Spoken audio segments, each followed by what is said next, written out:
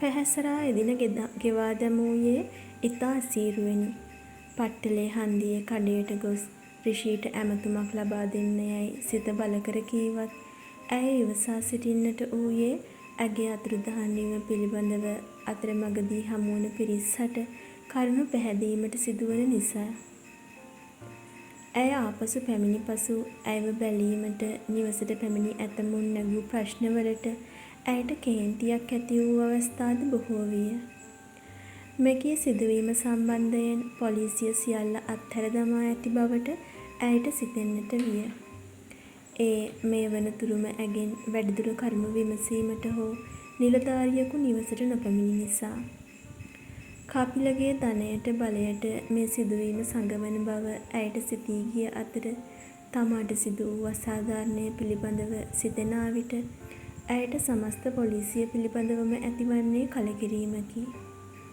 සියල්ල සිදුවන්නේ ධනයට හා බලයට අනුව නම් නීති සාදා ඇත්තේ දුප්පතුන් වෙනුවෙන් පමණක් ක්‍රියාත්මක වීමට යයි ඇයට සිතින.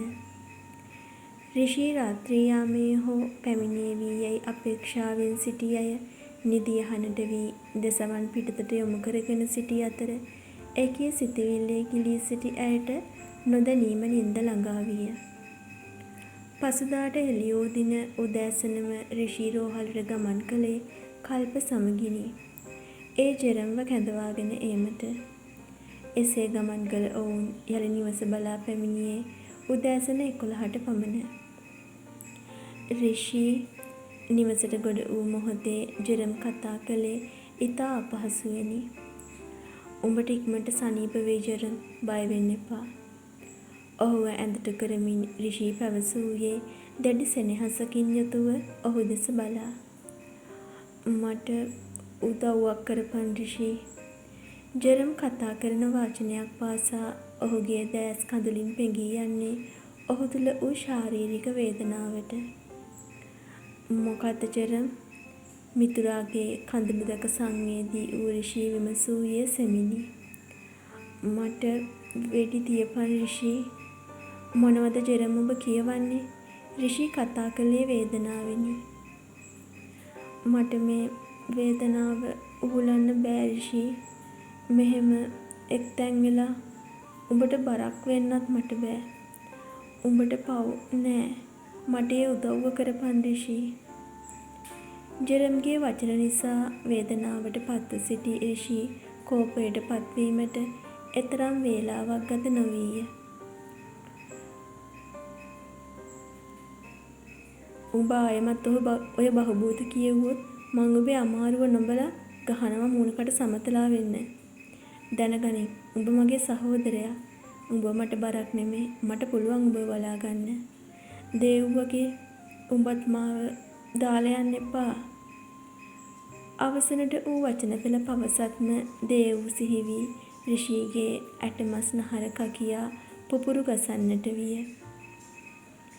එනිසාම ඔහු ජෙරම්ව තදින් වැළඳගෙන හඬන්නට විය. ජෙරම්ගේ සුව පහසුව වෙනුවෙන් සියල්ල සිදු කර අද දින කෙසේ හෝ පැහැසරා බැලීමට යා යුතු බව රිෂී සිතුවේය. උදරය ආශ්‍රිතව සිදු කළ ශල්‍ය කර්මය නිසා ජෙරම්ට ඝන ආහාර ලබා දිය නොහැක.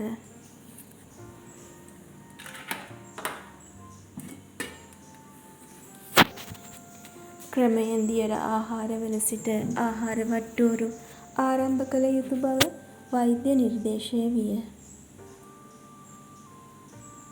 ජෙරම්ව කාමරයෙහි රඳවා පිටතට පැමිණි රිෂීට හමු වූයේ හුදෙකලාවේ පසු වූ සෝනුව.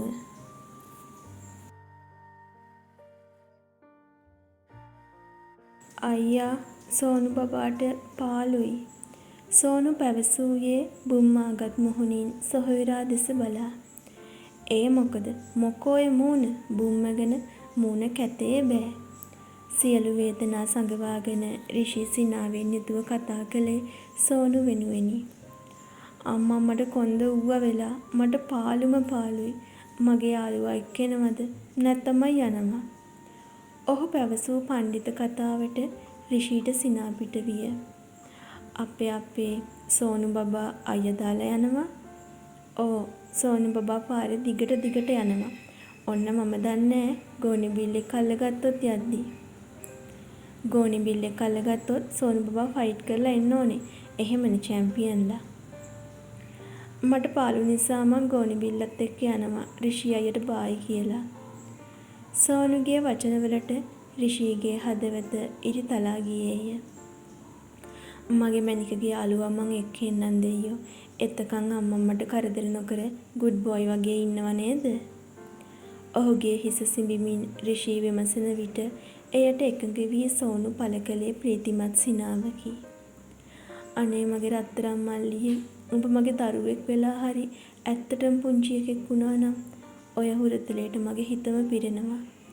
ඒත් මේ වයසට ඔය හුරතලේ නිසා මගේ පපුව ගිනි ගන්නව රත්තරනේ. සෝනු දෙස බලා එලෙසට සිතූ රිෂී නැවත වතාවක් ඔහුගේ හිස තදින් සිපගත්තේය.